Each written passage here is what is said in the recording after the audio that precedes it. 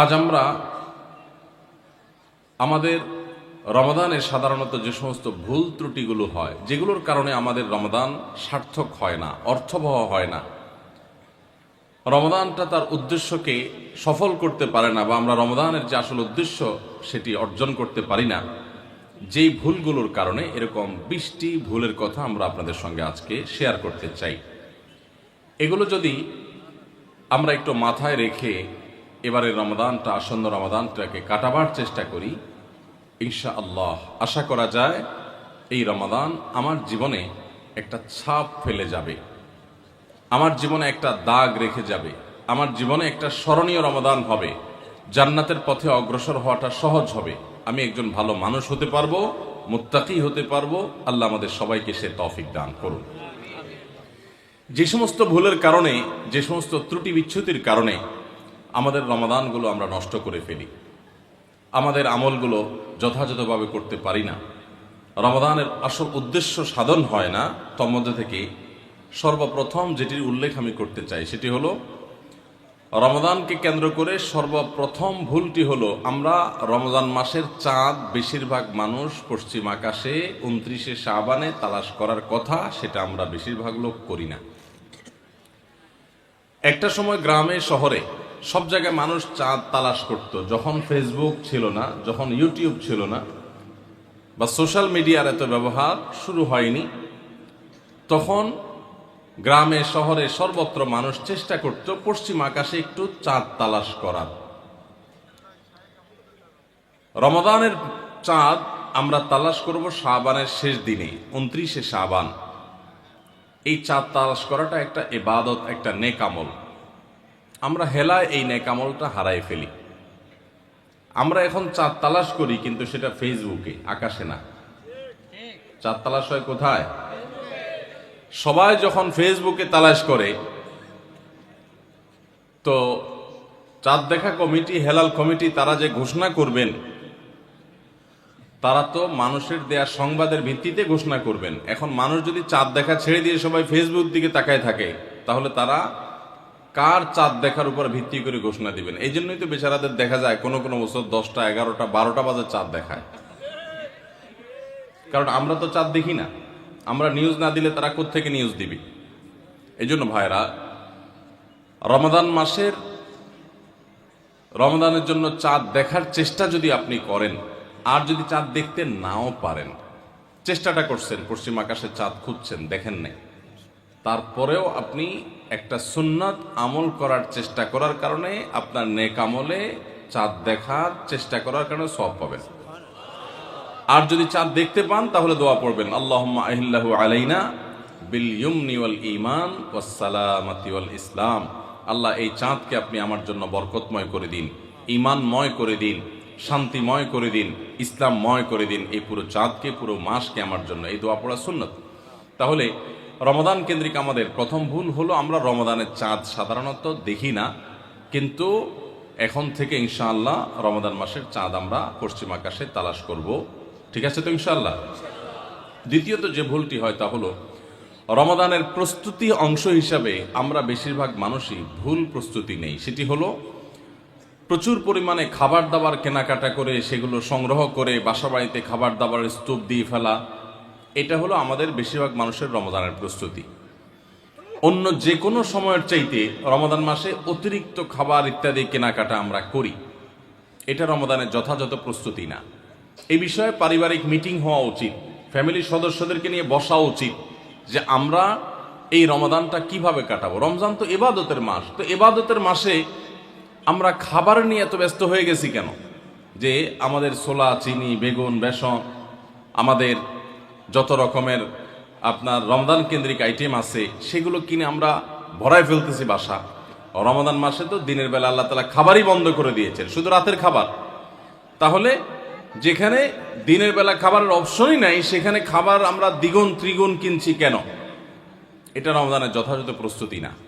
রমজানের যথাযথ প্রস্তুতির অংশ হিসেবে আমরা আগে থেকে বরং খাবার কিভাবে কন্ট্রোল করা যায়, কিভাবে কমানো যায়, কিভাবে স্বাস্থ্য ভালো থাকে, কিভাবে পেটে আপনার বুটপাট ফুটপাট এগুলো কমানো যায়, সেরকম খাবার খাওয়ার জন্য পরিকল্পনা করা দরকার। যে অতিরিক্ত ভাজা পোড়া খেয়ে আমরা অসুস্থ হব না, পারিবারিক সিদ্ধান্ত নেওয়া দরকার যে আমরা এগুলা কমিয়ে আনবো, তাহলে ইবাদত বেশি করতে পারবো, ভালো করে করতে পারবো, দোয়া বেশি করে করতে পারবো। এই জন্য রমাদানের আমাদের দ্বিতীয় ভুল হলো রমাদানের ভুল প্রস্তুতি। অতিরিক্ত খাদ্য মজুত করে, কেনাকাটা করে, ভোজ্যপণ্য স্তূপ করে আমরা রমজানের প্রস্তুতি নেই। এই জায়গাটা থেকে আমাদের সরে আসতে হবে। যদি অর্থবহ রমাদান কাটাতে হয়, এই ভুলটা সংশোধন করতে হবে। নাম্বার 3, অনেক বাবা মা আছেন, তাদের যে সমস্ত বাচ্চারা একটু কষ্ট করলেও রোজা রাখতে পারে, সেই সমস্ত বাচ্চাদেরকে অনেক বাবা মা নিজেরা রোজা রাখতে দেন না। স্কুলের অভিযোগ দিয়ে মাদ্রাসা খোলা, সে অভিযোগ তুলে, তাদের পরীক্ষা চলছে সে অজুহাত তুলে, নানা অজুহাত তুলে আজকাল দেখা যায় 8-10 বছর 12 বছরের বাচ্চারা রোজা রাখতে গেলে অনেক মা বাপ নিষেধ করেন। আমরা আমাদের ছেলেবেলায় দেখেছি, আমাদের চেয়ে যারা বড়, সে আরো বড় মুরব্বী মানুষ আছেন, আপনারা আরো বেশি দেখেছেন, যে আগে বাবা মা ছোট ছোট বাচ্চারা রোজা রাখতে চাইলে তাদেরকে উৎসাহ দিতেন, তাদেরকে অনুপ্রেরণা দিতেন, আগ্রহ জাগ্রত করতেন তাদের মধ্যে, তাদেরকে সাহস দিতেন যে হ্যাঁ, হিম্মত করতে হয়। এখন বেশিরভাগ বাবা মা তাদের সন্তানদেরকে রোজা রাখতে উৎসাহিত করে না, বরং বাচ্চারা রোজা রাখতে গেলে তারা বলে না, রাখার দরকার না, তুমি ভেঙে ফেলো। মনে রাখবেন, সাহাবায়ে কেরামের একটি কমন আমল ছিল, তারা রমজান মাসের রোজা তো বটেই, এমনকি আশুরার রোজা, এগুলো পর্যন্ত, নফল রোজা পর্যন্ত তারা তো রাখতেন, তাদের বাচ্চাদেরকে রাখাতেন এবং বিভিন্ন রকমের খেলনা ইত্যাদি দিয়ে বাচ্চাদেরকে ভোলানোর চেষ্টা করতেন। সেই সাহাবীরা যাদেরকে তাদের মা বাবারা শৈশবে, কৈশোরে রোজা রাখার ব্যাপারে উৎসাহ দিয়েছেন, প্রেরণা দিয়েছেন, শিক্ষা দিয়েছেন, সাহস জুগিয়েছেন, তারাই কিন্তু বিশ্বটা জয় করেছে। কারণ কষ্ট করা শিখেছে, কষ্ট সহিষ্ণু হয়েছেন, ধৈর্য ধারণ করা শিখেছেন। রোজা রাখা মানে সংযম, এই সংযম শিখেছেন। ক্ষুধা হবে, খাবারও সামনে থাকবে, কিন্তু খাওয়া যাবে না। এই যে সংবরণ, এই যে সংযম, এই যে ধৈর্য, এই যে সহনশীলতা, এটার চর্চা করা যখন মা বাপরা শিখিয়েছেন, সেই সাহাবীদের সন্তানরাই কিন্তু অর্ধ পৃথিবী জয় করে ছেড়েছেন। আর আজকে আমাদের সন্তানদেরকে আমরা রোজা রাখাই না কেন? আমাদের মায়া হয়, ছেলেটার মুখটা ফ্যাকাশে হয়ে যাবে, মেয়েটার মুখটা শুকায় যাবে, আমার কাছে ভালো লাগবে না। আমি সবসময় বলার চেষ্টা করি, দেখুন, আমাদের সন্তানদেরকে ভোগ শেখাবার প্রয়োজন নাই, ভোগ এটা শেখানোর দরকার হয় না। ভোগ করতে সবাই পারে, এটার জন্য যোগ্যতা লাগে না। ত্যাগ সবাই পারে না, ত্যাগটা শেখাইতে হয়। আপনার ছেলে মেয়েকে খাওয়া পড়ায় মোটা তাজা করবেন, এটার জন্য কোনো যোগ্যতার দরকার নাই। এটা গরু ছাগল পশু পাখি প্রাণী তারাও পারে, মানুষ তো পরের কথা।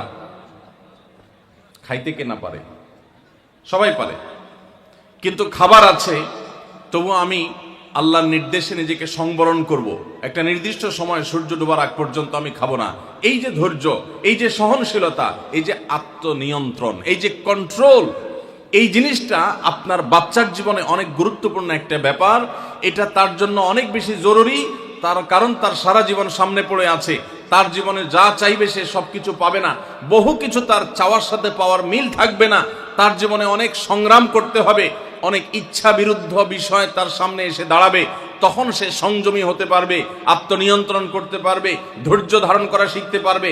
আপনি যদি তাকে রোজা শিখান, আপনি তাকে যদি সওম শিখান, আপনি যদি তাকে বিরত থাকা শিখান, আপনি যদি তাকে সংযমের এই ইবাদত শিখান, আর যদি শুধুমাত্র ভোগ শিখান, বাচ্চা মুখ দিয়ে বাইর করলো আর আপনি অস্থির হয়ে গেছেন তাকে দেওয়ার জন্য, চোখ দিয়ে কোনো দিকে তাকাইলে তো সে কেনার জন্য আপনি পাগল পরা হয়ে গেছেন, এমনকি হালাল হারাম পর্যন্ত বাজ বিচার করছেন না।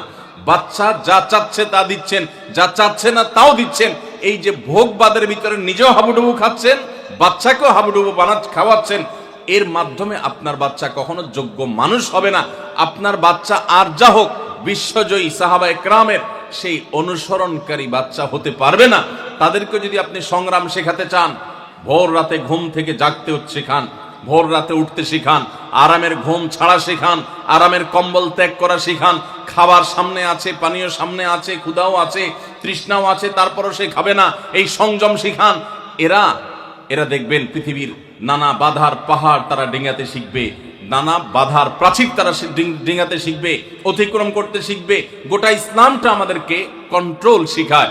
ভোগবাদী পৃথিবী আমাদেরকে শুধুমাত্র ভোগের উন্মাদনায় মাতাল হতে শিখায়, ইসলাম কন্ট্রোল করতে শিখায়। ভোগের উন্মাদনায় যখন মাতাল হয়ে যায় মানুষ, তখন তার দ্বারা পৃথিবীতে বড় কোনো কাজ করা সম্ভবপর হয় না। আজ গোটা পৃথিবীতে আমরা মুসলমানরা যেসব কারণে পিছিয়ে আছি তার মধ্যে থেকে একটা হলো এটা যে আমরা ভোগবাদের হাবুডুবু খাচ্ছি। আমরা ইসলামের যে নিয়ন্ত্রণ, আত্মনিয়ন্ত্রণ করার চর্চা এবং এর ট্রেনিং, এর প্রশিক্ষণ পাওয়ার কথা, সেটা আমরা নিচ্ছি না। রমাদান উপলক্ষে আমাদের বড় ভুল হলো যে আমরা নিজেরাও সিয়াম কি বলে সেটা বুঝার চেষ্টা করি না। রোজা কিন্তু আমাদের সাথে কথা বলে। রোজা বলে, দেখো তুমি রোজা রেখে তুমি পান করছো না, তোমার তৃষ্ণা আছে, রুমে কেউ নাই, ফ্রিজে ঠান্ডা পানি আছে, চাইলেই খাইতে পারো, কিন্তু তুমি খাচ্ছ না। তোমার ঘরে কেউ নেই, পেটে ক্ষুধা আছে, আবার হাতের কাছে খাবারও আছে, তারপর তুমি খাচ্ছ না। কেন? আল্লাহ নিষেধ করেছেন সেজন্য। তো এখান থেকে শিক্ষা গ্রহণ করে তোমার সামগ্রিক জীবনে আল্লাহর সমস্ত নিষিদ্ধ বিষয় থেকে বেঁচে থাকার যে ট্রেনিং এবং চর্চা, সেটা তুমি গ্রহণ করবা। এই কথাই রোজা আমাদেরকে প্রতিনিয়ত বলে। তো এই জন্য রমাদান কেন্দ্রিক আমাদের একটা বড় ভুল হলো এই রোজার বার্তাটা আমরা নিজেরাও গ্রহণ করতে পারি না। আমাদের শিশুরা, বিশেষ করে যারা রোজা রাখার উপযোগী হয়, আমি 2 বছর 3 বছরের শিশুকে তো রোজা রাখার কথা বলি না, ইসলামও সে কথা বলে না। কিন্তু আপনার বাচ্চা যখন 8-10 বছর বয়স হয়ে যায়, যখন থেকে 7-8 বছর পার হয়ে যাওয়ার পর সে রোজা রাখতে শিখে, একদিন হয়তো সে জোহর পর্যন্ত রাখবে, এরপর ভেঙে ফেলবে, কোনো গুনাহ হবে না। আরেকদিন হয়তো সে আরেক ঘন্টা বেশি রাখবে, আরেকদিন হয়তো আসর পর্যন্ত রেখে ভাঙার মতো অবস্থা তৈরি হবে, প্রয়োজনে ভেঙে ফেলবে, এরপর আস্তে আস্তে সে রোজা রাখা শিখবে। এই বাচ্চা যে কষ্ট করা শিখে, যে ধৈর্য ধরা শিখে, যে ক্ষুধার কষ্ট এটা নিয়ন্ত্রণ এটা বুঝে, সেই বাচ্চা অনেক বড় কিছু করতে পারবে, তার দ্বারা ভালো কিছু হবে। তো আমাদের বাচ্চাদেরকে রোজা রাখতে চাইলে তাদেরকে আমরা আরো বেশি উৎসাহ দেব, অনুপ্রেরণা দেব, সাহস দেব, তাদেরকে ভুলানোর চেষ্টা করব। এরা ইনশাআল্লাহ খাঁটি মুসলমান হতে পারবে, যোগ্য মানুষ হতে পারবে। তাহলে রমজান কেন্দ্রিক আমাদের এই ভুলটা একটা বড় ভুল যে আমরা আমাদের সন্তানদেরকে দেখা যায় রোজা রাখার ব্যাপারে উৎসাহ দেই না, বরং অনেকে নিরুৎসাহ দেই। মনে রাখবেন, কোনো বাবা, কোনো অভিভাবক যেন বাচ্চাদেরকে নিরুৎসাহিত আমরা না করি। 4 নম্বর রমাদান কেন্দ্রিক আমাদের ভুল হলো, আমরা অনেকে মনে করি ভোর রাতে আমরা যখন সাহারি খাইতে উঠি, সাহারি খাওয়ার পর আমাদের মুখে রোজার নিয়ত করা লাগে। এটা আমরা অনেকে এখনো মনে করি, নাওয়াইতু আন আসুমা গাদান, এরপরে কি মিন শাহরি রমাদান। দেখছেন সবার কড়া কড়া মুখস্থ, মাশাআল্লাহ। হ্যাঁ, মাসনুন দোয়ার কথা যদি জিজ্ঞাসা করি তাহলে অনেকেই বলতে পারবেন না, কিন্তু যে দোয়ার কোনো ভিত্তি কোরআন হাদিসে কোথাও নাই, ওইটা সবার মুখস্থ। নকলটা সবার মুখস্থ, আসলটার খবর নাই। রমজান মাসে বা রমজানের বাইরে কোনো সময় রোজার নিয়ত মুখে উচ্চারণ করা, এই যে নাওয়াইতু আন আসুমা গাদান মিন শাহরি রমাদান, আরো কি কি আছে, এরকম কোন দোয়া পড়ার কথা কোরআন কিংবা হাদিসে কোনো নির্দেশ আমাদেরকে দেওয়া হয় নাই। আপনি সাহারি খাইতে উঠছেন কি জন্য? রোজা রাখার জন্য। রমজান রোজা রাখার উদ্দেশ্যে সাহারি খাইতে উঠছেন, বাস এটাই নিয়ত। নিয়ত মানে মনের উদ্দেশ্য, নিয়ত মানে কি? মনের উদ্দেশ্য। অতএব সে উদ্দেশ্য আছে, তাতে নিয়ত হয়ে গেছে। মুখের নিয়ত করাটাকে যারা জরুরি বা আবশ্যক মনে করেন তারা অবশ্যই ভুলের মধ্যে আছেন, এবং এটাকে জরুরি আবশ্যক বানানোর কারণে বেদাত হতে পারে, বরং গুনাহ হতে পারে। রমাদান কেন্দ্রিক একটা ছোট ভুল বলা যেতে পারে যে এই মুখে নাওয়াইতু আন আসুমা দোয়া পড়াটাকে আমরা জরুরি মনে করি। অনেক ক্যালেন্ডার ইত্যাদি দেখবেন এরকম রমজানের ক্যালেন্ডার, ইফতার সাহরির ক্যালেন্ডার, ওখানে দেখবেন এরকম দোয়া দেওয়া আছে। এই দোয়ার কোনো ভিত্তি কোরআন অথবা হাদিসে নাই। নকল জিনিস বোঝার একটা সহজ পদ্ধতি বলি, এই যে দোয়া আছে নাওয়াইতু আন আসুমা গাদান, এই দোয়ার শেষে হাদিসের কিতাবের নাম, বইয়ের নাম, হাদিস নম্বর, কোনো রেফারেন্স দেখবেন না। বুঝতে পেরেছেন? এটা হলো মেড ইন জিনজিরা জিনিস আইটেম যেরকম দেখেন না, ওই রকম।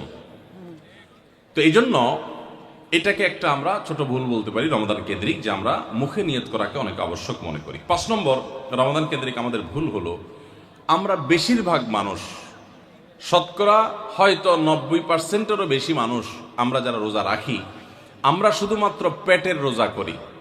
রোজাটা শুধু পেটের না ভাই, রোজাটা পুরো বডির, রোজাটা পুরো শরীরের, মাথা থেকে পা পর্যন্ত শরীরের প্রত্যেকটা অঙ্গের রোজা আছে। আমরা শুধু পান বা আহার থেকে, যৌনাচার থেকে বিরত থাকাটাকে রোজা মনে করি।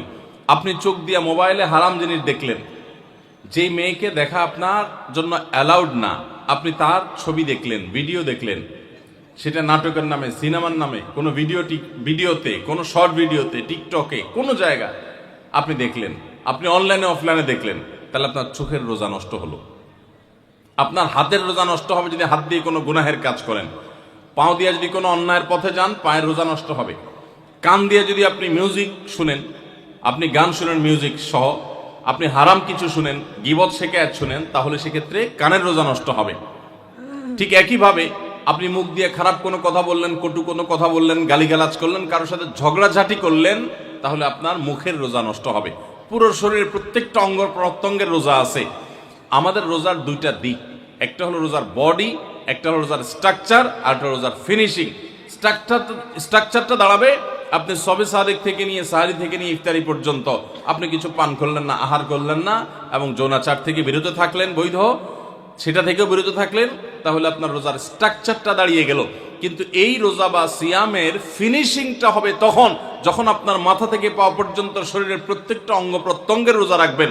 শরীরের প্রত্যেকটা অঙ্গ প্রত্যঙ্গকে যখন আপনি গুনাহ থেকে বাঁচাবেন, তখন আপনার রোজাটা পূর্ণতা পাবে। নবী করিম সাল্লাল্লাহু আলাইহি সাল্লাম বলেছেন, বুখারীর হাদিস, মাল্লাম ইয়াদা কাওলা যুরি ওয়াল আমাল বি ওয়াল জাহল ফালাইসা লিল্লাহি হাজা আন ইয়াদা তাআমাহু ওয়া শারাবা। যে ব্যক্তি রোজা রেখে মিথ্যা কথা বাদ দিল না, রোজা রাখছে আবার মিথ্যা কথা বলে, আবার যে ব্যক্তি মিথ্যা কাজ, প্রতারণা, 2 নম্বরে এই সমস্ত বাদ দিল না রোজা রেখে, যে ব্যক্তি মূর্খতা সুলভ কাজ করলো, এই ব্যক্তির রোজা রাখে উপবাস থাকায় আল্লাহর কোনো ঠেকা পড়ে নাই, অর্থাৎ তার নিজের কোনো লাভ হয় না, তাহলে এটা উপবাস থাকা ছাড়া আর কি। ঠিক একইভাবে নবী করিম সাল্লাল্লাহু আলাইহি সাল্লাম বলেছেন, কোন ব্যক্তি রোজাদার অবস্থায় কেউ যদি তার সাথে বিবাদে লিপ্ত হতে আসে, ঝগড়া করতে আসে, সে বলবে ইন্নী সায়েম, তোমার কথার বহুত জবাব দেওয়ার ছিল, কিন্তু আমি রোজাদার আছি, সো আমি তোমার সাথে কথা বাড়াতে চাই না। ভাইরা আমার, আমাদের রোজার সবচেয়ে বড় ভুল যদি আপনি আমাকে জিজ্ঞেস করেন, তো আমি বলবো সবচেয়ে বড় ভুল হলো যে আমরা রোজা রেখে নানান পাপাচারে লিপ্ত হই, নানান গুনাহে লিপ্ত হই। আমরা রোজা শুধু পেটের রাখি, আমরা আমাদের শরীরের অন্যান্য অঙ্গ প্রত্যঙ্গের রোজা রাখতে পারি না। রোজা মনেরও করতে হয়, মন দিয়ে কোনো খারাপ চিন্তা করব না, খারাপ জল্পনা কল্পনা করব না, অন্যায় কোনো কিছু করব না, মনের ভিতরে হিংসা রাখবো না, বিদ্বেষ রাখবো না, কারোর প্রতি শত্রুতা রাখবো না, এটা মনের রোজা। আর পুরা শরীর যখন রোজা রাখবে, তখন এই ব্যক্তি হবে এমন রোজাদার যেই রোজার স্ট্রাকচারও ঠিক আছে, ফিনিশিংও ঠিক আছে। পূর্ণাঙ্গ রোজা রেখে এই ব্যক্তি রাইয়ান নামক গেট দিয়ে প্রবেশের উপযোগী। এই ব্যক্তি স্বয়ং আল্লাহর কাছ থেকে কিয়ামতের ময়দানে সেই মহাপুরস্কারের উপযুক্ত। এই ব্যক্তি সিয়ামের মাধ্যমে কোরআন এবং হাদিসে যত পুরস্কারের কথা বলা আছে সবগুলোর উপযুক্ত হতে পারবে। যে ব্যক্তির রোজা তাকে শুধু পেটের চাহিদা থেকে তাকে দূরে রাখে না, বরং শরীরের সমস্ত অঙ্গ প্রত্যঙ্গ দ্বারায় সমস্ত পাপাচার থেকে বিরত থাকার সংগ্রাম করে, নিয়ত করে, চেষ্টা করে এবং সেটা বাস্তবায়ন করে। আল্লাহ আমাদের সবাইকে তৌফিক দান করুন। ভাইরা আমার, তাহলে 5 নম্বরের ভুল বললাম যে রোজা রেখে আমরা অনেকেই নানান রকমের পাপাচারে লিপ্ত হই। আমরা এগুলো ছাড়বো তো ইনশাআল্লাহ। আল্লাহ সুবহানাহু ওয়া তাআলা বলেছেন, কেন রোজা ফরজ করা হয়েছে? লাআল্লাকুম তাত্তাকুন, যেন আমরা মুত্তাকি হতে পারি। মুত্তাকি হওয়া, গুনাহ ছাড়া, পাপাচার ত্যাগ করা, এটা রোজার উদ্দেশ্য। এটাই যদি না হয়, তাহলে এই রোজার কোনো অর্থ থাকতে পারে না। 6 নম্বর, রমজান মাসে আমরা যে ভুল করি সেটা হলো অনেকে রোজা রেখে মেসওয়াক করতে চান না। রোজা রেখে মেসওয়াক করতে চান না। কোন ইমামগণ বলেছেন যে রোজা রেখে মেসওয়াক করা অনুত্তম, কিন্তু সেই মতটা সঠিক নয়। সঠিক এবং জমহুর বেশিরভাগ ইমামদের মত এবং বিশুদ্ধ মত হলো যে রমজান মাসে রোজা রেখে মেসওয়াক পারলে আরো বেশি বেশি করবেন। কারণ নবী করিম সাল্লাল্লাহু আলাইহি সাল্লাম থেকে তিরমিজি একটা হাদিস বর্ণিত হয়েছে, ইমাম তিরমিজি এটাকে হাসান সহিহ বলেছেন, হাদিসে হাসান বলেছেন। সেই হাদিসটা হলো যে নবী করিম সাল্লাল্লাহু আলাইহি সাল্লাম রোজা রেখে এত বেশি পরিমাণ মেসওয়াক করতেন, সাহাবী বলেন যে গুণে শেষ করা যাবে না। এই জন্য রোজা রেখে মেসওয়াক করা যাবে। অনেকে মনে করে মেসওয়াক করলে মেসওয়াকের রস যদি ভিতরে চলে যায় কোনো অসুবিধা নেই, রোজা রেখে আরো বেশি মেসওয়াক করবেন। তাহলে রমজানের কেন্দ্রিক আমাদের যে ভুলগুলো হয় তার ভিতরে 6 নম্বর হলো মেসওয়াক করাটাকে অনেকে দোষের মনে করেন। এটা ভুল, এটা দোষের না, বরং মেসওয়াক আরো বেশি করে করতে হবে। 7 নম্বর হলো অনেকে রমজান মাসে সাহারির খাবার এমন ভাবে খায়। এক সময় আমরা দেখেছি ছোটবেলায় যে অনেক মুরব্বীরা আছেন রাত 12টা-11টার দিকে উঠে সাহারি খেয়ে তারপর শুয়ে পড়েন। এটা যেমন একটা ভুল ছিল। সাহারি হলো শেষের দিকে খাওয়া উত্তম, ওনারা খাইতেন আগে। অতিরিক্ত সতর্ক যেটাকে বলে। এত আগে কেন খায়? যে শেষের দিকে খেলে রোজা হয় না, না হয় জন্য 12টার সময় 4-5 ঘন্টা আগে খেয়ে ধুয়ে দিলাম। এটা হলো বেশি সতর্ক হওয়া। বেশি সতর্ক হওয়া বুঝেন? এক লোক দোতলা শুয়ে আছে ফ্লোরে, তো একটু পর পর মাথা উপরের দিকে উঠে ফেলতেছে। কেউ জিজ্ঞাসা করলো, কি ব্যাপার, তুমি কি এমন কেন করতেছো? ফ্লোরে শুয়ে আসো চিত হয়ে, একটু বড় মাথা উঠাও কেন? তো লোকটা বলল নিচে একজনে, নিচের ফ্লোরে একজনে সুই সুতা দিয়ে কাপড় সিলাইতেছে, তো এইভাবে সেলাই করে টান দেন উপর দিকে। তো বলে যে সতর্ক থাকতে তো দোষ নাই, যদি ফ্লোর ভেদ করে আমার মাথা লাগে, এই জন্য মাথা উঠে ফেলতেছে। তো এটা অতিরিক্ত সতর্কতা হলো না? সতর্কতা ভালো, কিন্তু অতি সতর্কতা ভালো না। সাহারি অনেকে রাত 12টা 1টার সময় খান, এটা হলো অতিরিক্ত সতর্কতা। এত বেশি ভালো না, এত অতিরিক্ত সতর্ক হওয়া বরং নিষেধ। হাদিসে নবী সাল্লাল্লাহু আলাইহি ওয়াসাল্লাম আমাদেরকে সাহারি শেষের দিকে খেতে বলেছেন। এখন আরেকটা ভুল হলো, অনেকে সাহারি এত শেষে খান যে মুয়াজ্জিনের সাথে ওনার কম্পিটিশন হয়। মুয়াজ্জিন মাইক ধরে, মাইকের সামনে দাঁড়ায় মুয়াজ্জিন ঘড়ির দিকে তাকাইতে থাকে, টিক টিক টিক টিক আগাইতেছে কাটা। মুয়াজ্জিন প্রস্তুতি নিচ্ছে যে আল্লাহু আকবার করে হাঁক দিবে, আর উনিও ওইদিকে প্লেট হাতে গ্লাস হাতে খাবার খাচ্ছেন, ধুমায়া খাচ্ছেন, এবং কম্পিটিশনে লিপ্ত হয়েছেন যে মুয়াজ্জিন আগে আল্লাহু আকবার বলে না, তিনি আগে গিলে শেষ করেন। এরকম কম্পিটিশন হয় কি হয় না? বেশিরভাগ লোক, বিশেষ করে আমাদের যে কোনো কাজে আমরা একেবারে শেষ মুহূর্ত পর্যন্ত না ঠেকালে ভালো লাগে না। এই যে একদম আজান হওয়ার আগ মুহূর্ত পর্যন্ত খেতে থাকা, অনেক সময় দেখা যায় যে ভিতরে যাইতে যাচ্ছে আজান পড়তেছে, এখনো আমার গলার নিচেও নামে না, এদিকে আল্লাহু আকবার শুরু করে দিছি, আল্লাহু আকবার শুরু করতেছে, তখনও চাপাই দিছি, এবার ফালাই দিছি। দেরিতে সাহারি খাওয়া সুন্নাত, এর মানে এই না যে এত দেরি করবেন যে মুয়াজ্জিনের সাথে আপনি চোর পুলিশ খেলাবেন। এত দেরি করা এটা অবশ্যই সুন্নাহ নয়।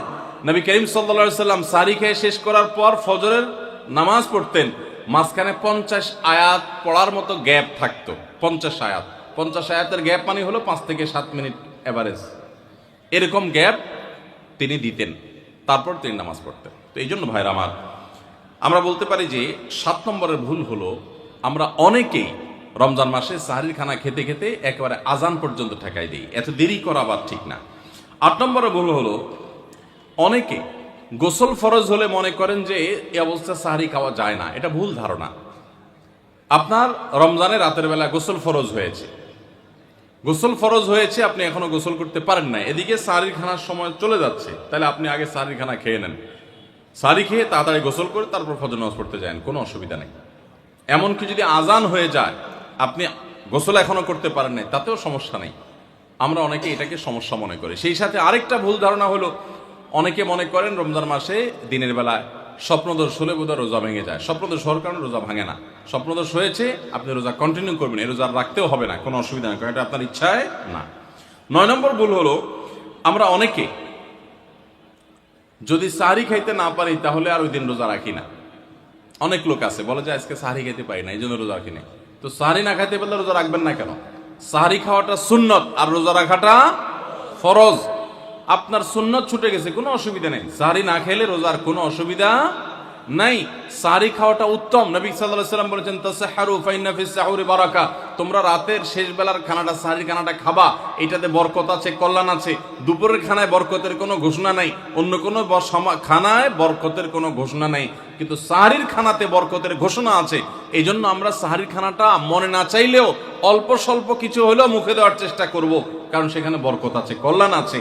কিন্তু কোনো কারণে সাহারি মিস হয়ে গেছে, ঘুম থেকে উঠতে পারেন নাই, আজান হয়ে গেছে, তাহলে এই অজুহাতে রমজানের ফরজ রোজা না রাখার কোনো সুযোগ নাই। কষ্ট একটু বেশি হতে পারে ওই দিন, তাতে কিছুই হবে না, আমরা একেবারে মরে যাব না। ধৈর্য ধরা শিখতে হবে। ইমানদারকে আল্লাহ তাআলা সবর করা শেখাচ্ছেন রমজানের মাধ্যমে। এই জন্য ভাইরা, কোনোদিন সাহারি মিস হইলে ওই দিন রোজা মিস করা যাবে না। 10 নম্বর যে ভুলটা আমাদের হয় সেটা হলো, সাহারিতে আমরা বেশিরভাগ মানুষ একটা সুন্নাত আমল করি না, সেটা হলো খেজুর খাওয়া। সন্ধ্যার সময় ইফতারিতে যখন আমরা সাহারি খাই তখন তো সবাই আমরা জানি, আমরা ইফতারিতে যখন খেজুর খাই তখন তো আমরা সবাই মোটামুটি জানি যেটা সুন্নত।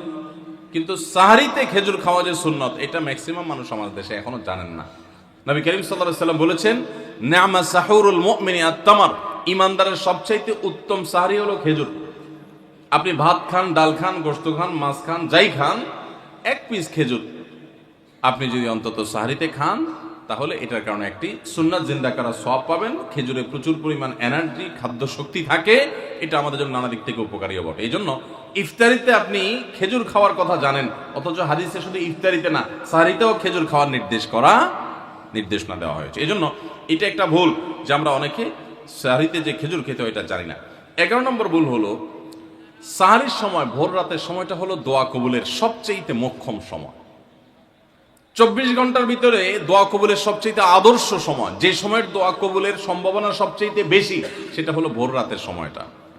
আল্লাহ সুবহানাহু ওয়া তাআলা ডেকে ডেকে বান্দার ক্ষমা ঘোষণা করেন, বিপদ আপদ দূর করেন, অসুখ বিসুখ দূর করেন। এই সময়টা হলো রাতের শেষ প্রহর, ফজরের আগের সময়টা, তাহাজ্জুদের সময়টা। 11 মাস ধরে আমরা নানা ব্যস্ততার অজুহাতে আমাদের তাহাজ্জুদ পড়ার সুযোগ হয় না, ভোর রাতে ওঠার সুযোগ হয় না।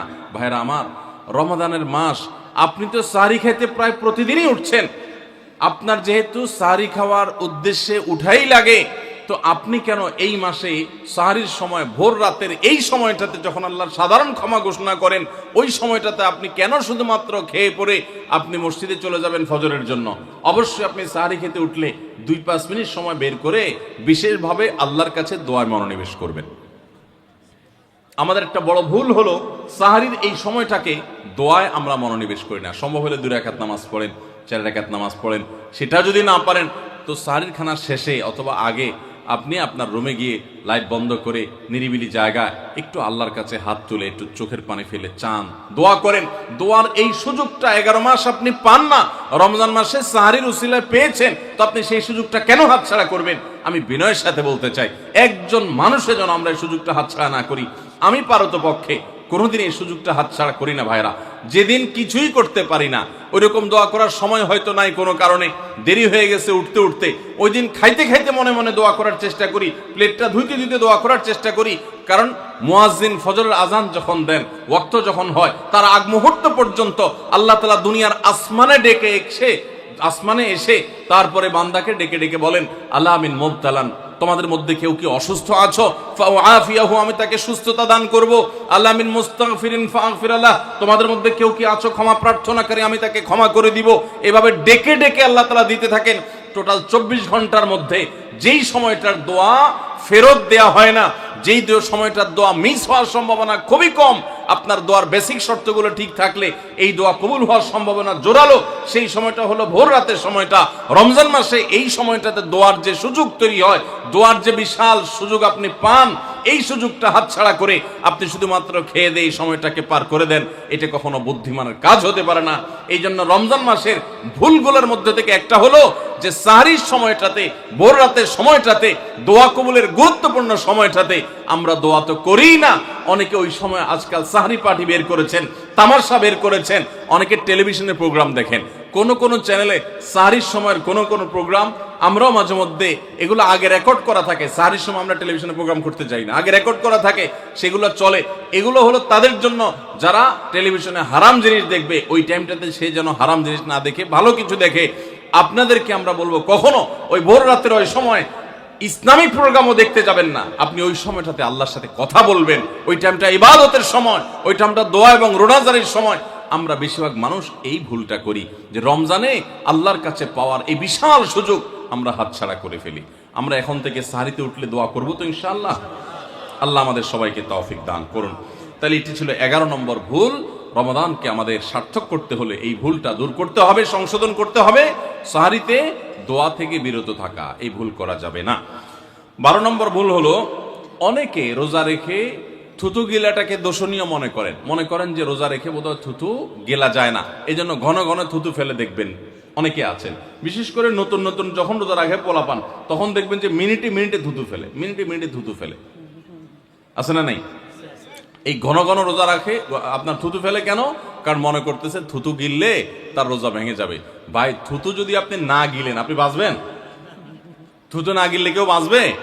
যতই আপনি থুতু ফেলেন, আপনার থুতু তো কিছু না কিছু ভিতরে যাবেই। যদি না যায়, গলা শুকিয়ে গেলে তো আপনি মরেই যাবেন। এই জন্য এটা একটা ভুল যে আমরা মনে করি থুতু ফেলা লাগে। রোজা রেখে রোজার কারণে এক্সট্রা কোনো থুতু ফেলার দরকার নাই। আপনার মুখে বালু চলে আসছে, একটা মশা ঢুকে গেছে, আপনি রোজা আছে, এটা যেন ভিতরে না যায়, সেজন্য থুতুটা ফেলে দিলেন, এটা ভিন্ন কথা। আপনি বেসিনে গিয়ে ফেলে আপনি একটু পানি ঢেলে দিলেন। কিন্তু রোজা রেখে ঘন ঘন থুতু ফেলতে হবে, থুতু গিলা যাবে না, এরকম কোনো কথা নাই। এটা আমাদের একটা ভুল, রমজান কেন্দ্রিক একটা ভুল। 13 নম্বর ভুল হলো, আমরা বেশিরভাগ মানুষ রমজান মাসে ফজরের নামাজ পড়ে এসে ঘুম দেই। আপনার যদি রাতে ঘুম না পুরে আবার দিনে ডিউটি থাকে, ঘুম একটু যদি যাওয়াই লাগে, তো ফজরের পর পর ঘুমাবেন না।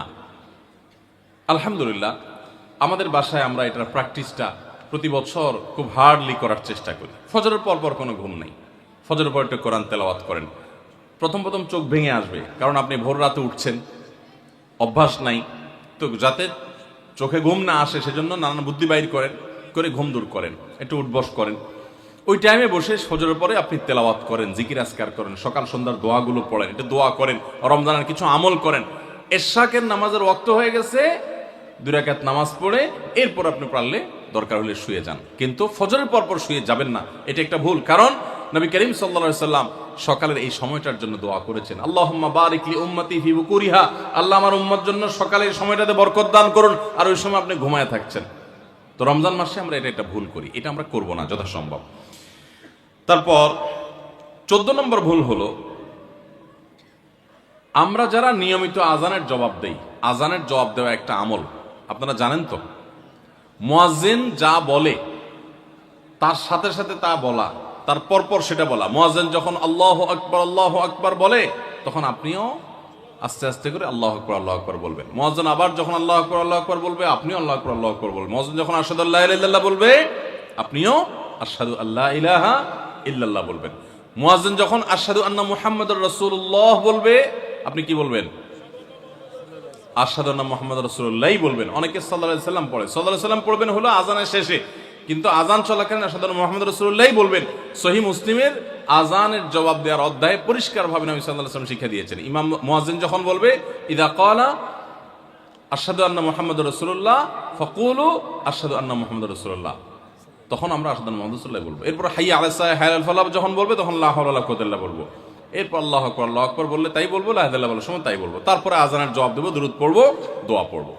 এই যে আজানের জবাব, এটাতে লাভ হয় কি জানেন? মুয়াজ্জিন আজান দিয়ে যেই সওয়াব পায়, আজানের যারা মুখে জবাব দেয়, মুয়াজ্জিনের সাথে সাথে বলে, তাদেরকে আল্লাহ তাআলা সমপরিমাণ সওয়াব দান করে। আর মুয়াজ্জিন কি পরিমাণ সওয়াব পায় সেটা কি জানেন? কোন মুয়াজ্জিন যদি আল্লাহকে খুশি করার জন্য আজান দেয়, দুনিয়ার উদ্দেশ্য তার কাছে না থাকে, বরং আল্লাহকে খুশি করাটাই তার উদ্দেশ্য থাকে, তাহলে এই মুয়াজ্জিনের ফজিলত হলো, ওই মুয়াজ্জিনের আজান শুনে যত মানুষ মসজিদে আসবে, ওই ওয়াক্ত নামাজে যত মানুষ শামিল হবে, সবাই যে পরিমাণ সওয়াব পাবে, যার যার অ্যাকাউন্টে যাবে, বোনাস হিসাবে সবার সমপরিমাণ সওয়াব মুয়াজ্জিনকে দেওয়া হবে। আর আপনি মুয়াজ্জিনি না করে শুধু আজানের জবাব দিলেও সেই মর্যাদা বোনাস হিসেবে আল্লাহ তাআলা আপনাকে দান করবেন। এই হাদিসের ফজিলত একবার আরো 10, 12, 13 বছর আগে কোন এক জায়গায় আমি বলেছিলাম, সৌদি আরবে থাকতে।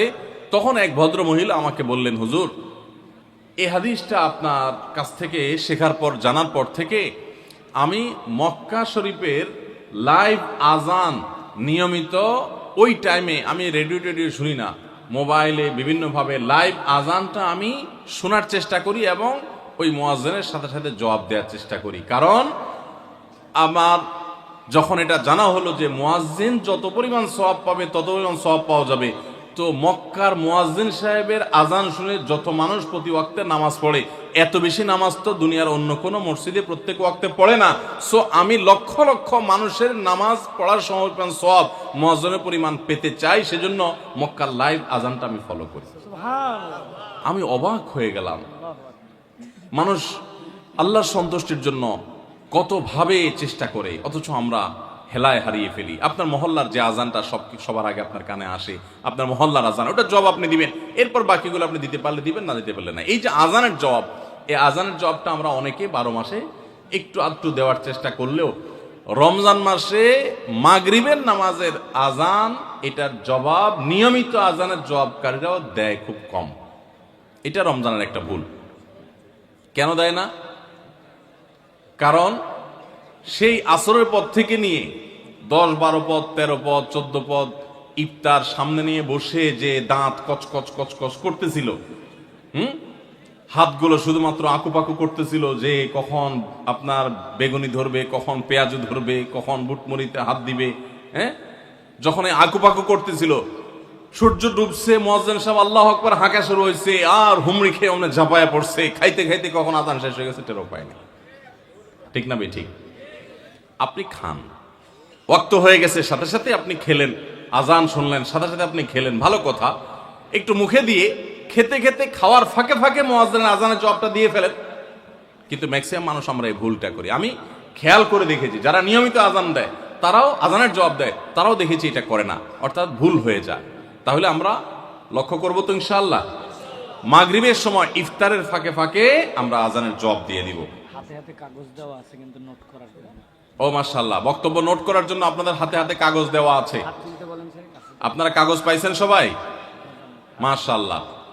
আমরা যেগুলো বলছি আপনারা এগুলো নোট করতে পারেন, তাহলে তো এখানে পুরস্কার দিয়ে জুত করা যাবে না। পুরস্কার দেওয়া হবে স্যার। পুরস্কার নিয়ে আসছি তো, পুরস্কার যে দেবো সবাই তো নোট করে রাখলে তাহলে তো সব নকল করা। ঠিক আছে, নকল থেকে পরীক্ষা হবে আজকে, যা আছে কপালে ইনশাআল্লাহ। ঠিক আছে, তাহলে ভাই আমরা 13 নম্বর ভুল, সরি 14 নম্বর ভুলের কথা জানলাম। রমজান কেন্দ্রিক আমাদের 14 নম্বর ভুল জানলাম যে আমরা ইফতার খেতে খেতে মাগরিবের আজানের জবাবটা ভুলে যাই। এটা ভুলা উচিত না। রমজান মাস তো আরো বেশি করে করবেন, অন্যান্য মাসে করেন, আপনি রমজানে ইফতারের অজুহাত দিয়ে মাগরিবের আজানের জবাব দিচ্ছেন, এটা তো গ্রহণযোগ্য হতে পারে না। 15 নম্বর আমাদের ভুল হলো আমরা তুফান মিল গতিতে তারাবি পড়তে পছন্দ করি। ঠিক না ঠিক? আমরা চেষ্টা করি আমাদের মোবাইল যদি 4G গতি থাকে, তারাবি যেন 5G হয়। সব কিছুতে স্পিড ভালো না, সব কিছুতে স্পিড ভালো না। আপনার নেটের ক্ষেত্রে স্পিড যত বেশি হবে তত ভালো, বুঝলাম। তারাবির ক্ষেত্রে ওই তারাবির কোয়ালিটি বেশি হবে যেই তারাবি ধীরে সুস্থে হবে, আস্তে আস্তে হবে, শান্তভাবে হবে, বেশি সময় নিয়ে হবে। আমরা এখনো এত অজ্ঞানতার মধ্যে আছি ধর্মের ব্যাপারে যে আমাদের অনেক এলাকার মুসল্লিদেরকে আমি দেখেছি, এখনো দেখা যায় কম্পিটিশনে লিপ্ত হয়।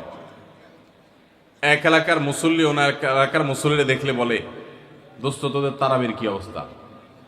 বলে যে দোস্ত ভালোই তো, নতুন হাফেজ নিয়োগ পাইছে তোদের এখানে, তারাবি কতক্ষণ লাগে? বলে দোস্ত 1 ঘন্টা 5 মিনিট। তো এবার আগের দোস্ত বলে যে বলস কি, আমার তো 55 মিনিটে শেষ। মানে খুব প্রাউড ফিল করতেছে যে আমাদের হাফেজ এত তুখোড় হাফেজ যে 55 মিনিটে শেষ করে ফেলা। শুনেন, হাফেজদের একটা গোমর বলি আপনাদেরকে। গোমরটা হইল, হাফেজদের জন্য তাড়াতাড়ি পড়াটা অনেক সহজ, আস্তে পড়া এটা সব হাফেজ পারে না। বুঝতে পারছেন? যারা গাড়ি চালাইতে পারেন, ড্রাইভিং জানেন, তারা ভালো করে বুঝবেন। গাড়ি জোরে চালাইতে খুব বেশি যোগ্যতা লাগে না, গাড়ি আস্তে চালানোর জন্য যোগ্যতা লাগে। আমি জীবনে যখন প্রথম গাড়ির স্টিয়ারিং হুইল ধরে শেখা শুরু করি, আমাকে ট্রেনিং দিছে নেপালের একজন ভাই, আমার সহকর্মী, সৌদি আরবে ছিলেন, আলেম মানুষ, মদিনা ফারেক, শেখ রিয়াজুল হক। তো উনি আমাকে স্টিয়ারিং ধরে যখন আমি গাড়ি চালানো শুরু করছি, আপনারা যারা গাড়ি চালানো শিখাইছেন বা শিখতে দেখছেন দেখবেন, নতুন নতুন যারা ড্রাইভার হয় একদম বিসমিল্লাহ বলে মানুষ শুরু করে যখন, সাধারণত রাস্তাঘাট ফাঁকা থাকলে ভোরে এরকম সময় তো চালায়, তো তখন রাস্তা ফাঁকা পায়, আপনার স্কার্টার চাপ দিলে গাড়ি ভোঁ ভোঁ করে দৌড়ায়, শান্তি লাগে, আরো জোরে চাপ দেয়, আরো জোরে দৌড়ায়, শান্তি লাগে। তখন দেখবেন পাশে থাকা লোক বলে আস্তে আস্তে, মানে বেশি জোরে, কারণ আপনি কন্ট্রোল করতে পারবেন না। তো আমাকে তখন আমার ওই ড্রাইভিং এর যে শিক্ষক ছিলেন সে ভাই আমাকে বললেন, যখন আমি মোটামুটি চালাতে পারি, অসুবিধা নাই, তখন উনি আমাকে বললেন, আপনার জন্য এখন সবচেয়ে বড় টেস্ট হলো কত আস্তে চালাতে পারেন। বিশেষ করে ম্যানুয়াল গিয়ারের গাড়ি যদি হয়, আর যদি পরীক্ষা হয় সবচেয়ে আস্তে চালানো, তো নতুন ড্রাইভার বেশিরভাগই ফেল করবে, কারণ আস্তে চালাতে গেলে একটু পরে স্টার্ট বন্ধ হয়ে যাবে, ব্যালেন্স রাখতে পারবে না। তো আমি দেখলাম ঠিক আমারও সে একই অবস্থা হচ্ছে, আস্তে তো পারি না। তো আমি বললাম যে ভাই আস্তে যে চালাইতে বলো তুমি, আস্তে তো চালাইতে পারতেছি না ভাই, জোরে তো ঠিকই পারি। তো আমার বলতেছে জোরে পালার জন্য যোগ্যতা লাগে না তো, চাপ দিলেই তো দৌড়ায়, তুমি ব্যালেন্স ঠিক রেখা দেখি কত আস্তে চালাতে পারো। সে আমার গাড়ি থেকে নাইমা বলতেছে আমি পাশে হাঁটবো আস্তে আস্তে, আমার গতিতে তুমি গাড়ি চালাবা, দেখি পারো কিনা। আমি তো পারতেছি না। বলো যে না, তুমি এখনো পাকা হও নাই। তো হাফেজদের অবস্থা একই রকম।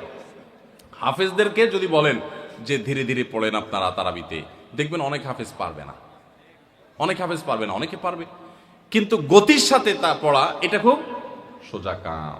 ভাইরা আমার, আমরা তারাবিতে গতি দিয়া যদি পড়ি, অনেক মসজিদে আছে হাফেজ সাহেবরা বেচারারা গতি তো সাধে দেয় না, মুসল্লিদের মুক্তাদিদের চাপের চোটে ওই বেচারারা দৌড়ের উপরে থাকে। হুজুর আপনার এত দেরি হয় কেন? পাশের মসজিদে মুসল্লিরা চলে আসে আমাদের আগে, রাস্তাঘাটে দোকানে এসে তারা চা খাওয়া শুরু করে, আমরা পরে বাইর হয়ে আমাদের মানিজ্যতা লাগে যে তোদের হাফেজ বোধ ভালো হাফেজ না। বুঝতে পেরেছেন? ওই কপাল পড়ারা বুঝতেছে না যে তাড়াহুড়ো করাটা ভালো হাফেজ হওয়ার লক্ষণ না। তো এই জন্য ভাই, তারাবিতে অতিরিক্ত তাড়াহুড়া করা এটা হলো আমাদের বড় একটা ভুল। ঢাকার ধানমন্ডি তাকওয়া মসজিদে আমাদের মুফতি সাইফুল ইসলাম ভাই আজকের অতিথি, ওনার মসজিদে আমি একবার তারাবি পড়েছি। সুবহানাল্লাহ, এত ধীরস্থিরতার তারাবি আমি জীবনে কোথাও দেখিনি। এত ধীরস্থিরতার তারাবি কিয়ামুল লাইল শেষ দশকে যে করে, এত লম্বা সময় নিয়ে এত আস্তে আস্তে পড়েন। আলহামদুলিল্লাহ, মসজিদ ভর্তি মুসল্লি থাকে, পুরো ঢাকা থেকে মানুষ যায়। এরকম মসজিদ বাংলাদেশে আরো আছে, হাতে গোনা খুব কম। আমি অবশ্য তারাবিটা আমার বাসার নিচে আমার ছেলের ইমামতিতে সাধারণত পড়ি। তো যাই হোক, মসজিদে তারাবি এত ধীরস্থিরতার সাথে আমি ওখানে সবচেয়ে বেশি দেখেছি, আরো অন্যান্য জায়গায় থাকতে পারে। তো এই জন্য ভাইরা আমার, রমজানের ভুলগুলোর একটা হলো যে তারাবিতে তাড়াহুড়ো করি আমরা। তাড়াহুড়ো করবেন না। আপনার হাফেজ সাহেবকে যদি আপনি খুব গতিতে পড়তে বলেন, এক পারা যদি প্রথম কয়েকদিন তো 1.5 পারা পড়ে, এরপরে 1 পারা করে পড়ে শেষ পর্যন্ত। 1 পারা পড়তে এশার নামাজ সহজ যদি তার তাড়াহুড়ো করে পড়তে যদি 1 ঘন্টার সময় লাগে, তো ধীরস্থিরতার সাথে পড়লে 1 ঘন্টা, বড় জোর 10 মিনিট সময় লাগবে। 5 থেকে 10 মিনিটের পার্থক্য, এর বেশি না। 5-10 মিনিটের জন্য আপনার পুরো 1 ঘন্টা তারাবিটা আপনি বরবাদ হয়ে যেতে পারে। যদি অতিরিক্ত তাড়াহুড়া হয়, অস্পষ্ট থাকে, তাহলে তারাবি পড়ার কোনো মানেই থাকতে পারে না। এই জন্য তারাবিতে তাড়াহুড়ো করবেন না, ধীরস্থিরতার সাথে পড়বেন। এবং এই বছর বিশেষ করে আমরা ওই যে তারাবির সালাতে কোণের বার্তা বইটা লিখেছি, এটার উদ্দেশ্য হলো তারাবি যাতে আপনার কাছে বোঝা মনে না হয়, তাড়াতাড়ি শেষ করে দিতে আপনার মনে না চায়, আপনি আগে থেকে একটু বইটা দেখে যাবেন যে আজকের তারাবিতে কি কি আছে, কোন নবীর ঘটনা আছে। যখন ওই আয়াতগুলো তেলাওয়াত করা শুরু করবে, তখন আপনি রিলেট করতে পারবেন, আপনার কাছে ভালো লাগে কাজ করবে, তারাবিটা আপনার কাছে বোঝা মনে হবে না। তাহলে 15 নম্বর ভুল হলো তারাবিতে তাড়াহুড়ো করা। আরেকটা বিষয় আছে, সেটা হলো তারাবির 4 রাকাত পর পর দোয়া পড়া। কি দোয়া জানো? আমি 2-3 শব্দ পারি, সুবহানাজিল মুলকি ওয়াল মালাকুতি, এতটুকু পারি। এরপরে কি আপনারা জানেন ভালো, যেহেতু কোরআন হাদিসে কোথাও পাই নাই, এই জন্য আমি তো জানি না, শুধু পাবলিকের মুখোমুখি শুনছে ছোটবেলা থেকে, কিন্তু বই পুস্তকে কোথাও পাই নাই কোরআন হাদিসে। তো এই জন্য তারাবির 4 রাকাতের পর পর এরকম দোয়ার কোনো কথা কোরআন বা হাদিসে নাই। 4 রাকাত পর পর সময় দেওয়া হয় কেন জানেন? এটা রেস্টের টাইম, যে 4 রাকাত পড়ছেন একটু রেস্ট করেন। আপনি তখন শুরু করছেন সুবহানাল মুলক ওয়াল মালাকুতে, আরো রেস্ট আপনার নষ্ট হলো। তো এই জন্য তো আপনাকে সময় দেওয়া হয়নি। তো এই জন্য তারাবির এই ভুলগুলো আমাদের একটা ভুল রমজান কেন্দ্রিক। 16 নম্বর ভুল হলো মোবাইল, টেলিভিশন এবং এই জাতীয় ডিভাইসগুলোতে আমরা অনেকে গেমস ইত্যাদি খেলে সময় নষ্ট করি। কারণ দুপুরের খাবারের সময় কাজ নাই, অবসর থাকি, তো দেখা যায় মোবাইলে নষ্ট করে সময়। মহিলারা অনেক সময় রিমোট নিয়ে বসে টেলিভিশনের সামনে সময় নষ্ট করেন, অনেক সময় গেমস খেলে সময় নষ্ট করেন, অনেকে ঘুমায় থাকেন অতিরিক্ত। প্রবাস জীবনে অনেকে আছে ঘন্টায় ঘন্টা এভাবে সময় নষ্ট করেন, কারণ দুপুরের খাবার নাই, সকালের খাবার নাই, সময়গুলো কাজে লাগানোর সুযোগ না পান না। তো এটা বড় ভুল। আপনার রমজানের এই সময়গুলো অনেক দামি, এই সময়গুলো এভাবে নষ্ট করাটা আপনার রমজানকে নষ্ট করার শামিল। এটা হলো 16 নম্বর ভুল। 17 নম্বর ভুল হলো ইফতারের সময় দোয়া করতে হয়, এটা আমরা জানি সবাই। ইফতার খেতে দোয়া আছে সেটাও জানি, বিসমিল্লাহ বলে ইফতার খেলাম, ইফতার খাওয়ার পর দোয়া পড়বো আমরা, জাহাবাজ জামা ওয়াবতাল্লাতিল উরুক ওয়া সাবাতাল আজরু ইনশাআল্লাহ, অথবা আল্লাহুম্মা লাকা সুমতু আলা রিজকিকা আফতারতু। আমরা দোয়া এটা জানি সবাই। কিন্তু কেউ যদি আপনাকে ইফতারের দাওয়াত দেয়, ইফতার করায়, তখন তার জন্য একটা দোয়া আছে, ওইটা আমরা ম্যাক্সিমাম মানুষ জানি না।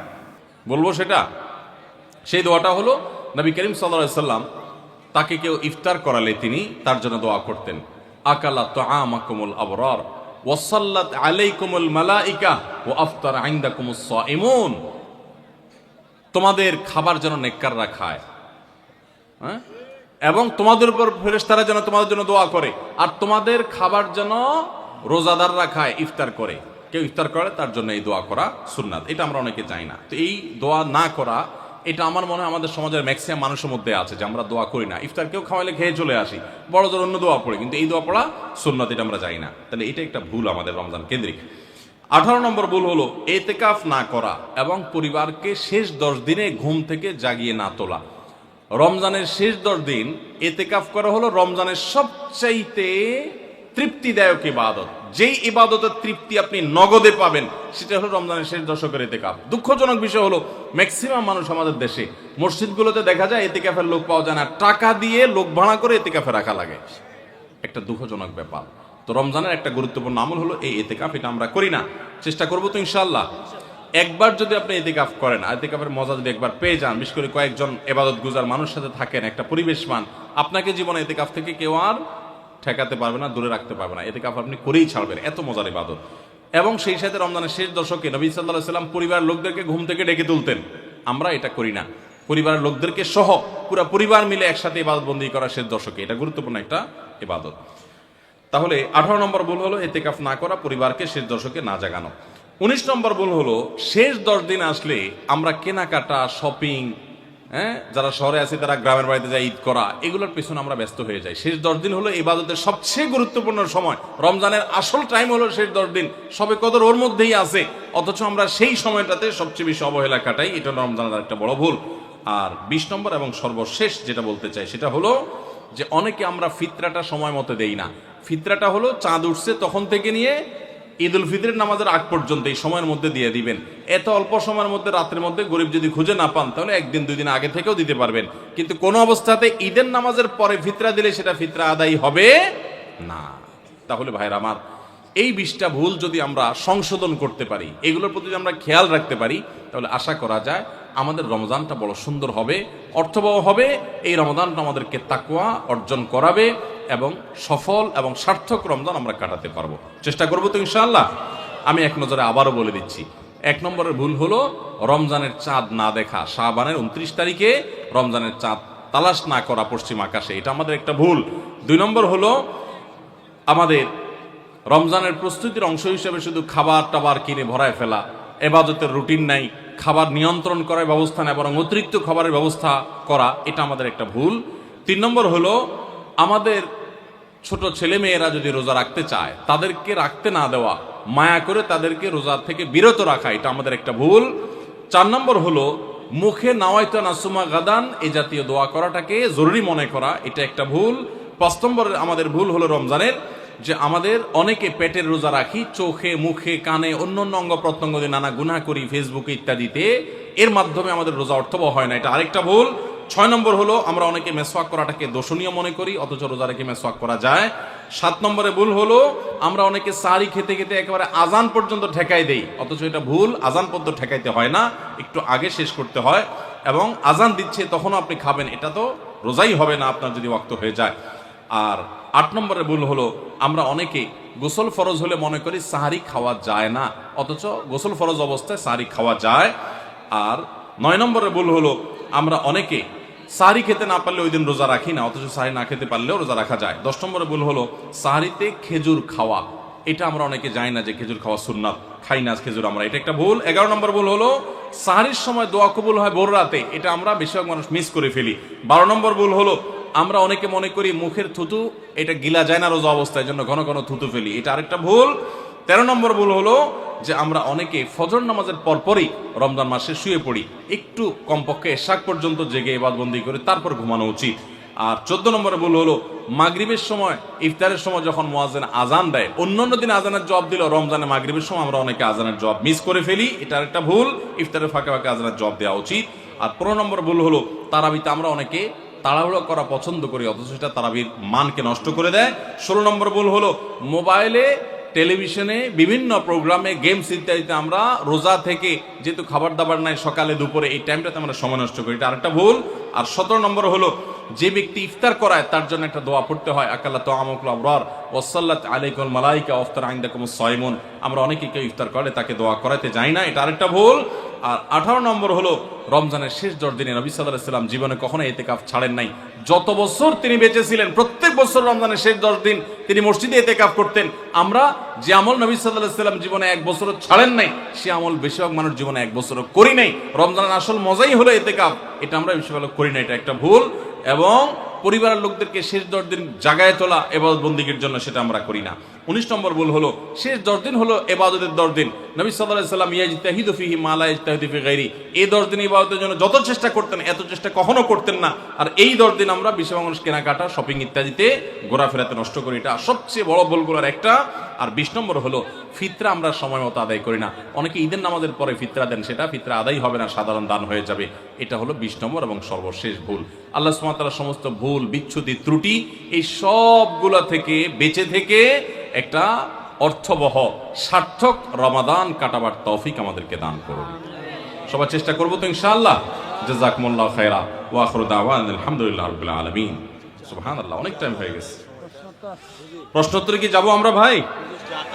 চ্যানেলটি সাবস্ক্রাইব করে আমাদের সঙ্গেই থাকুন।